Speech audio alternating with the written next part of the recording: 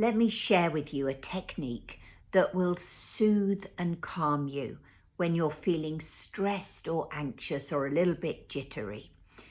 It's based on the havening technique, which works on the principle that there are lots of tiny receptors just underneath the skin.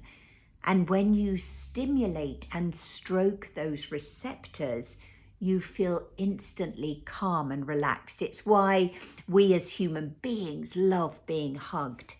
All you have to do is cross your arms and place them on your shoulders, and very slowly just start stroking from your shoulder to your elbow.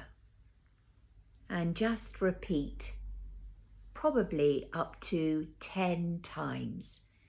And you'll notice it's incredibly soothing, so calming. Give it a go.